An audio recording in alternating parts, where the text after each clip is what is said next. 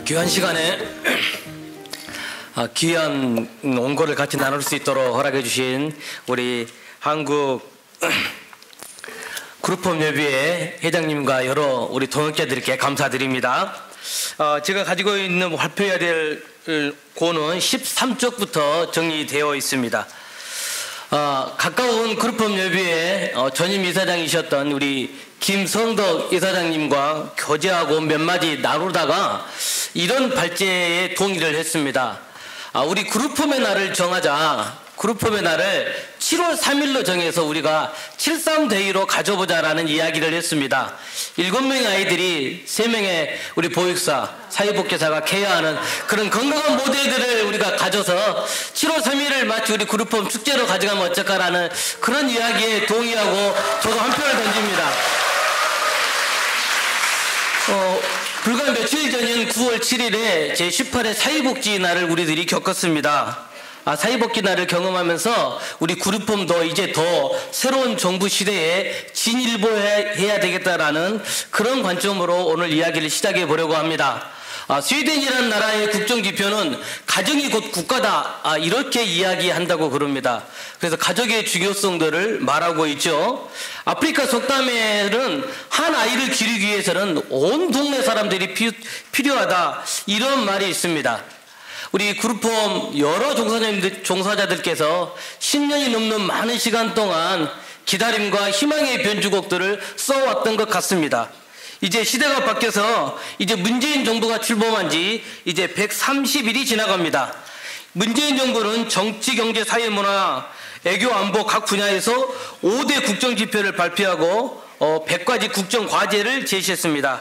그 중에 가장 많은 32개의 사회복지 분야와 관련된 그 내용들을 살펴보면서 이런 공약을 집약해서 포용적 복지국가 건설이 그 핵심으로 손꼽히고 있습니다. 문재인 정부의 국정 전략인 포용적 복지는 복지, 성장, 고용 이런 선순환을 향해서 복지 정책의 방향을 여러 방향으로 해서 내 삶을 책임지는 국가, 이렇게 20대 국정 전략을 하나로 소개했습니다. 그러면 포용적 복지 국가가 무엇일까요? 어느 계층도 소외됨이 없이 경제 성장의 과실과 복지 서비스를 모두가 고루 나누는 그런 행복한 국가, 이런 국가이지 않을까라는 생각을 해봅니다. 최근에 많은 시대 변화 중에서 특히 우리 아동에서는 이런 시대 변화의 변곡점을 일그레지 못하고 그런 희망과 기다림의 변주곡을 10여 년 이상 써왔지만 움직이지 않는 것 중에 하나는 우리가 표가 없어서 그렇지 않을까, 그런 생각들을 갖습니다. 그럴까요? 우리 한국의 사회복지의 모태의 출발은 곧 아동복지에서부터 출발하죠. 근데 우리 아동복지계의 현상은 출산율 저하로 인한 이제 아동수가 줄어들고 요보 아동도 줄어들고 있습니다. 그런데 이 요보 아동들이 발생되는 배경은 미혼모라든가 부모의 학대, 그리고 부모의 이혼 등에 관한 그 사회적 위험 요소들이 더 많이 증가되었기 때문일 것 같습니다. 그래서 본인은 그 아동 그룹홈협의회에서 귀한 발제를 부탁받고 되게 고민했습니다. 기존에 있었던 우리들의 논의, 우리들의 담론을 정리하면서 뭔가 하루라도 우리가 가져가는 것이 좋겠다 싶어서 본 발제는 아동 복지 환경의 변화와 주요국의 시사점, 그리고 아동 보호 제도의 전반에 대한 평가, 그리고 개선, 그리고 아동 보호 체계의 변화에 대한 시사점들을 이제 끄집어 가려고 합니다.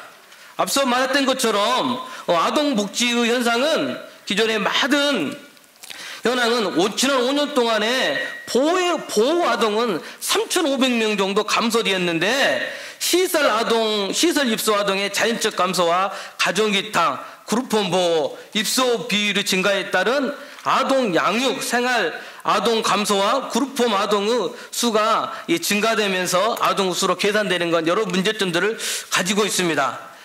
도표표 3을 4를 쭉 보시면요, 아동 인구 대비 요보 아동 발생 비율도 줄고 있죠. 그래서 요보 아동 발생 비율 감소로 인한 양육시설 및 아동 보호 체계에 대한 변화를 우리에게 요구하고 있습니다.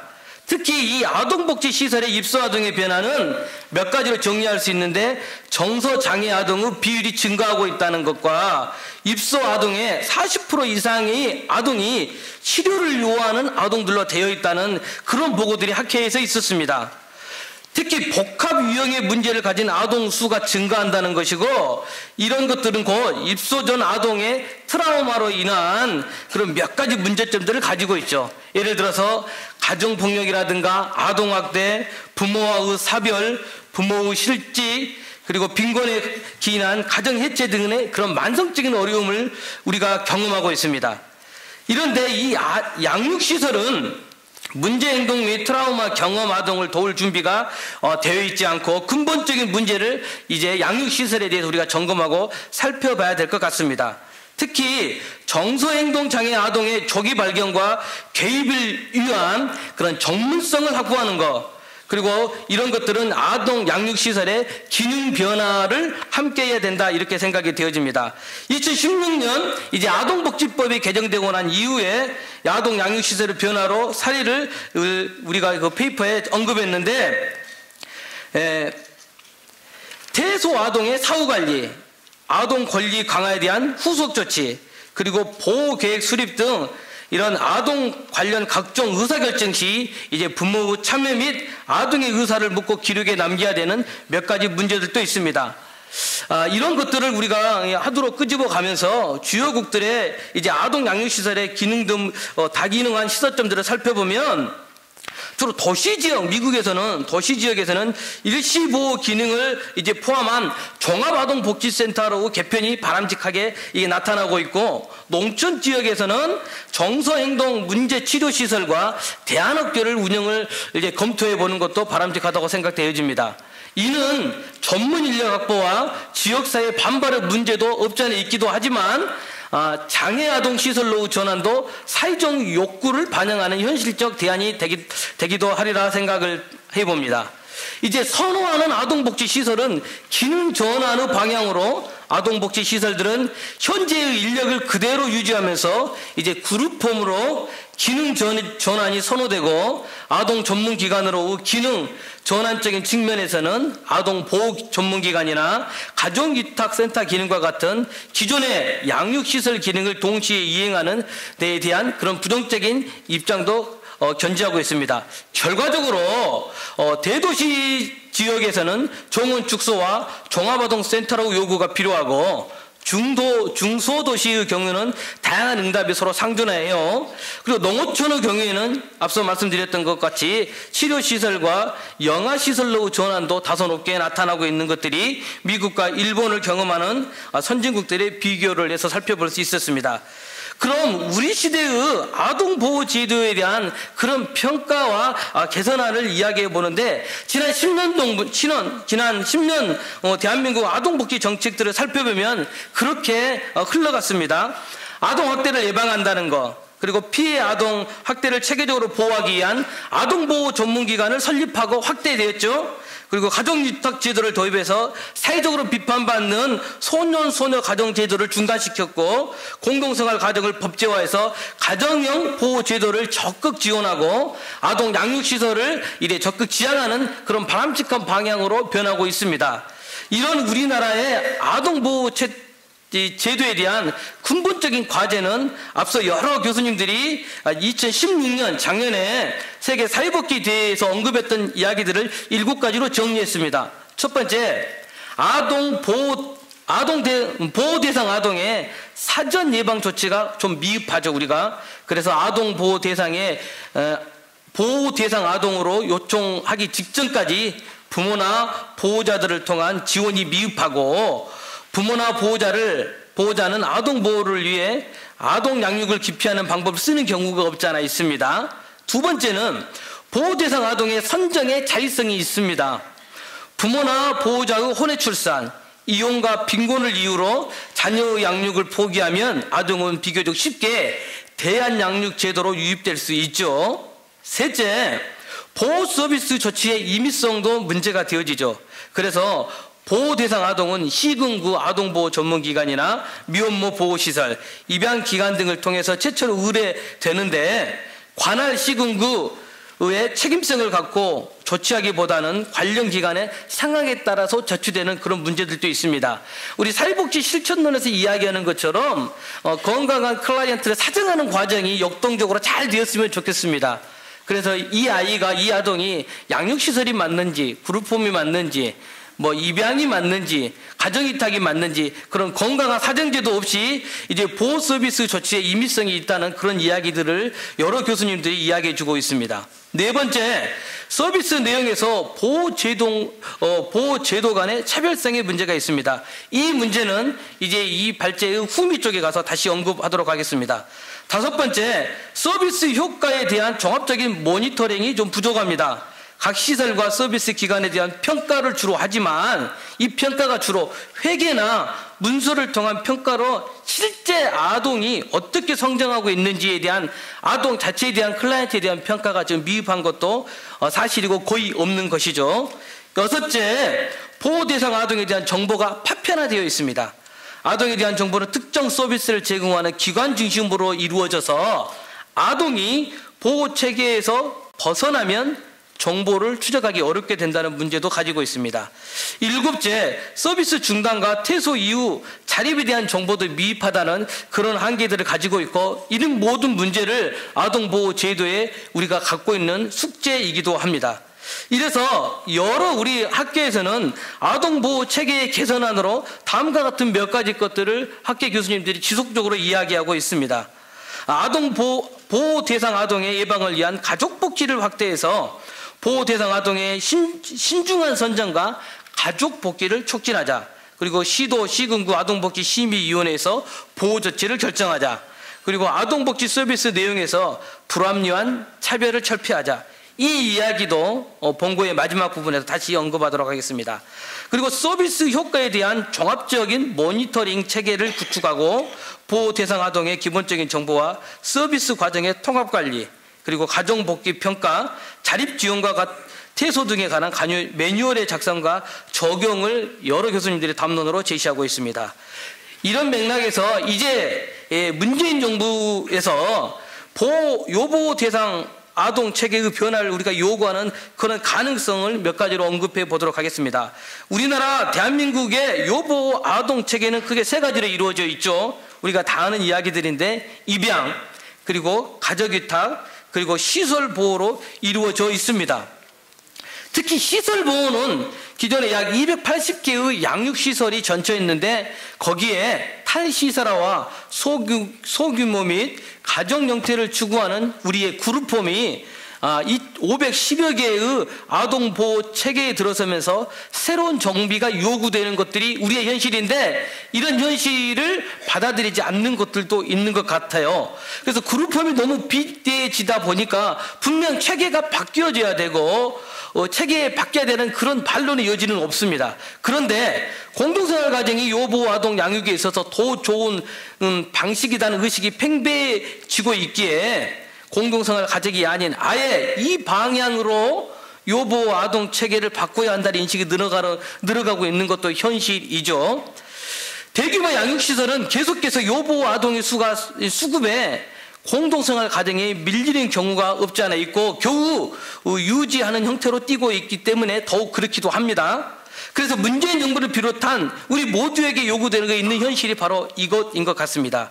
이제 문재인 정부가 이제 새로운 보호 체계에 대한 결단을 내려야 할 것 같은데 전반적으로 대규모 양육시설의 공동생활 가정화 및 그리고 전문화는 아주 오래된 우리들의 담론이 되어버렸습니다.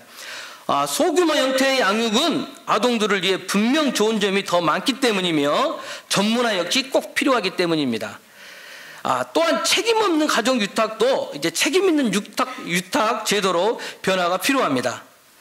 그러나 이제 쉽게 이런 형태들로 바꿀 수 없는 것은 기득권을 가진 이들의 현재 틀을 깨는 것이 어렵기 때문이고 계획을 통해 요보호 아동 체계의 변화를 이루어지기를 우리가 기대해 봅니다. 그래서 여러분과 오늘 제가 이 토론을 토론으로 모인 그 이유도 여기에 있지 않을까 싶습니다. 이제 몇 가지 이야기들이 정리했는데 첫 번째, 공동생활 가정의 유형을 좀 나누어야 될 것 같다는 생각이 들어집니다. 센터형과 분원형의 이야기를 본고에 언급했으니까 한번 살펴보시고, 둘째로 양육시설의 전문화가 필요하리라 생각이 되어집니다. 기존의 공동생활 가정이 전환되는 것보다 치료나 심리정서 지원을 통한 전문화된 시설을 만들어서 전문화로 나아가는 것들이 필요합니다. 대규모 생활시설이 맞는 요보호 아동들을 위한 생활형 대형 양육시설이나 자립을 훈련하거나 자립을 진행 중인 이들을 자립 전문 시설로 이렇게 거점화시키는 방법도 좋겠고요. 치료가 필요한 아동들을 전문 치료 시설이나 의료치료와 돌봄이 필요한 돌봄 의료시설과 같은 전문화된 시설로 추진도 필요하리라 생각이 되어집니다. 이건 대규모 양육시설의 이런 전문화된 시설에 대한 이야기들을 해봤고, 셋째, 일반 가정유탁을 전문 가정유탁 제도로 변경도 필요하리라고 생각을 합니다. 현재 가정유탁은 대리양육, 친인척 가정유탁, 일반 가정유탁으로 나누어지는데, 가장 현실적인 문제들을 우리가 살펴보면서 공동생활 가정 중 가정화를 추구하는 이들의 전환도 종용하여야 되리라 생각이 되어집니다. 넷째, 아동 지원 및 종사자 급여 체계의 통일화 문제를 이야기하고 싶습니다.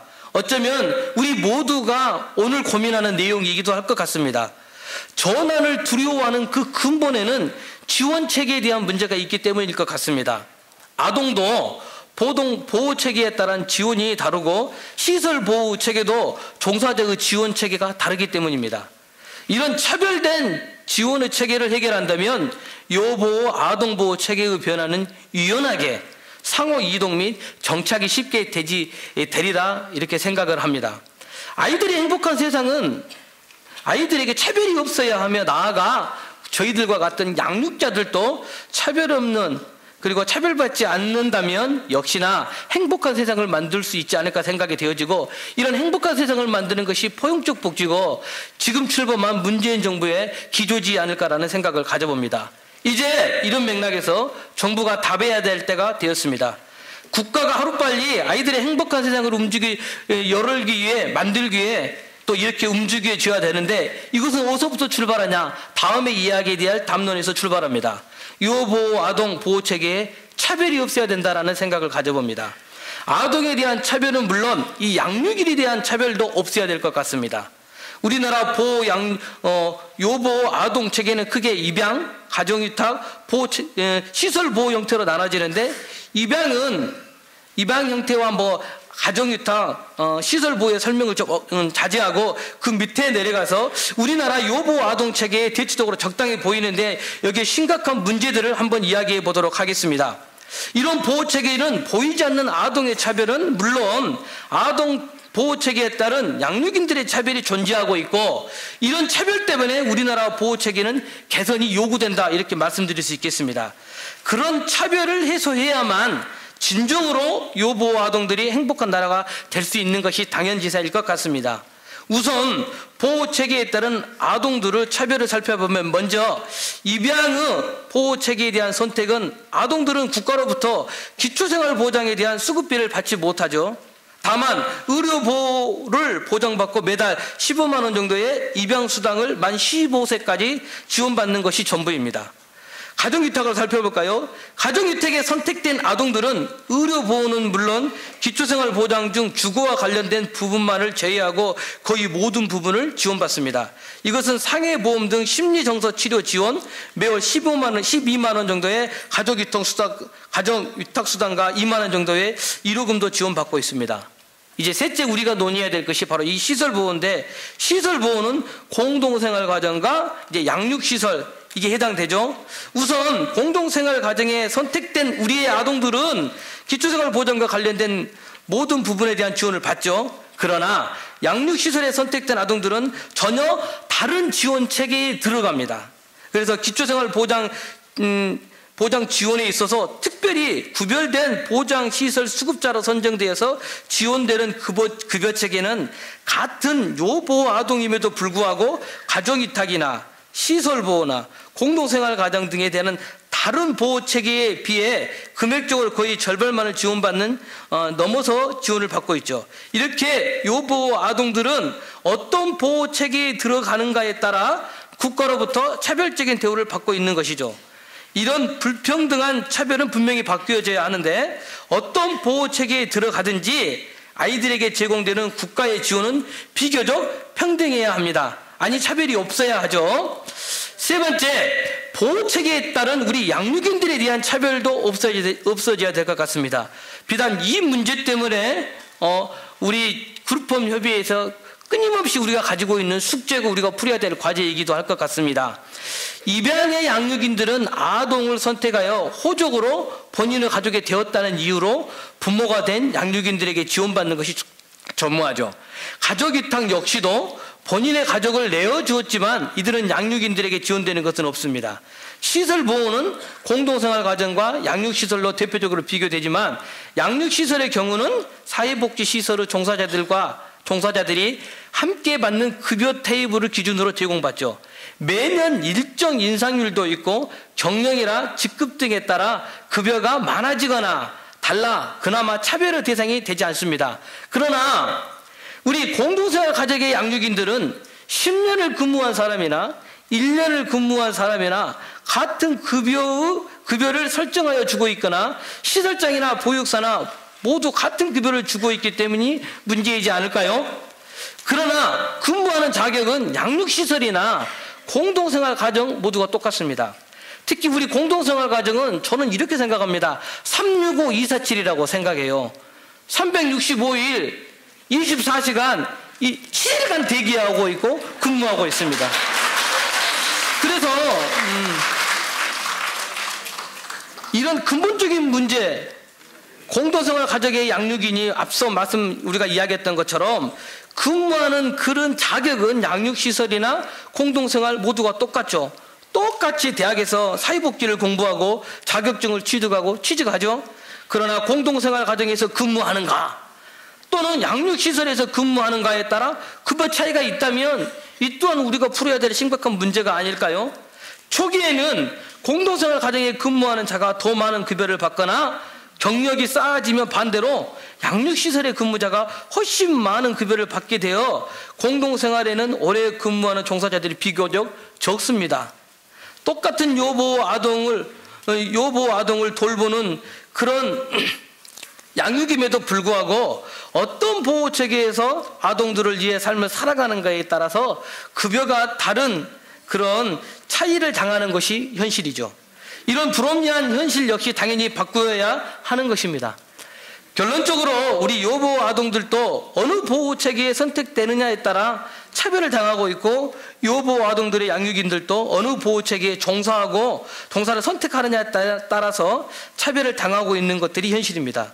정부는 이제 이런 불합리를 해야 합니다. 요보 아동이 된 것만으로도 힘든 인생인 이래 아동들에게 차별을 조정하고 있고 같은 환경에서 일하면서도 동일 임금을 받지 못하고 도리어 차별된 보호체계의 지원 방식은 분명히 바뀌어져야 합니다. 입양과 가정위탁의 보호체계는 비교적 아동에 대한 차별과 양육자의 처우에 대한 차별에 대해서는 인정하는 분위기죠. 하지만 시설보호 틀에서 서로 나누어 지원되는 아동의 차별과 이래 우리 양육인들, 종사자들의 차별은 분명히 시정돼야 하는 요보 아동들의 복지가 현실적이 되었다는 것이 자명한 사실입니다. 차별의 온상으로 보여지는 상황에 놓인 우리 요보 아동 보호 체계를 차별이 없도록 해 아동이 행복하고 양육인들을 행복하도록 하는 요보 아동 체계를 확실히 손보아야 할 때가 된 것 같습니다. 이제 이야기를 마무리하도록 하겠습니다. 이제 공동생활 가정이 법제화된 지 13년 되었죠. 지역아동센터가 2005년에 법제화돼서 지역아동 체제는 정부의 체계적인 지원 체제에 들어가 있지만 우리 그룹홈은 법제화된 지 10수년이 되었지만 그럼에도 불구하고 아직도 아동보호체계에서 그룹홈은 사회복지 시설 간 형평성에 맞지 않는 국가 예산 지원에 철저하게 애만당하고 있고 종사자 인건비에서도 유보 아동 보호를 위한 운영비 등 모든 부분에서 합리적 기준도 없이 지난 시간들의 세월을 보내고 있습니다. 이제 문재인 정부 출범에 앞서 아동 그룹홈 예산이 증액되어 종사자 처우가 개설된 것을 기대하였고 또 기대했습니다. 2018년 예산안에 반영된 이제 여러분들의 그룹홈 종사자의 인건비가 2017년과 동결되어서 이렇게 되어 있다고 생각을 하니 연차에 대한 구별 없이 일자리 창출 1인 예산으로 지급되려고 있는 것이 마치 현실이지 않을까 싶습니다. 올 평균 우리 종사자들께서 231시간 종사하는 그런 사회복지사들이 우리다고 생각하면 시간의 근무수당도 받지 못하는 그런 현실이 우리나라 아동보호체계의 한 영역을 담당하는 우리들의 현실이다, 이렇게 생각이 되어집니다. 따라서 이제 근본 이 토론을 통해서 우리 문재인 정부의 아동복지 정책을 다시금 우리가 재정비하고 앞서 의원님들께서 이런 담론들을 인사말에서 해주셨던 것처럼 우리의 요보호 아동보호체계 개편의 현안을 고민하면서 그룹홈 발전을 위해 법 제도적인 과제를 우리가 도출했으면 좋겠습니다. 보호가 필요한 아동들을 가정적 환경에서 양육하고 있는 아동복지 시설인 또 하나의 가정인 우리 그룹홈의 처참한 현실과 차별에 절망하면서 문재인 대통령께 아동복지 시설에 대한 차별을 알리고 아동복지 시설의 오래된 적폐청산을 강력히 요구하는 바입니다. 아동 공동생활 가정은 이제 아동복지법에 아동복지시설로 규정되어 있음에도 불구하고 대규모 양육시설과 비교하여 차별적인 지원을 받고 차별적인 관리를 받고 있습니다. 이제 510여 개가 넘는 이제 그룹홈 또한 이런 적폐청산을 화두로 출범한 문재인 정부 출범을 대대적으로 환영하고 아동보호체계의 오래된 차별이 해소되리라 기대했지만 이런 기대와 희망을 가지고 지켜보고 있습니다. 이제 문재인 정부에서 확정된 2018년 그룹홈 관련 예산들을 살펴보면서 아동보호체계 간에 존재하고 있는 차별을 청산하기는커녕 그나마 이전 정부에서 이루어지고 있었던 3% 인상마저도 반영되지 않는다면 이건 우리가 개탄할 일이지 않을까 생각이 되어집니다. 아울러 이에 우리 아동보호 체계 간의 차별에 대한 이제 현 정부 생각과 의지를 물으면서 이제 문재인 정부의 국정 전략인 모두가 누리는 포용적 복지국가의 길을 묻고자 이 담론들을 제시하면서 발제를 마치겠습니다. 감사합니다.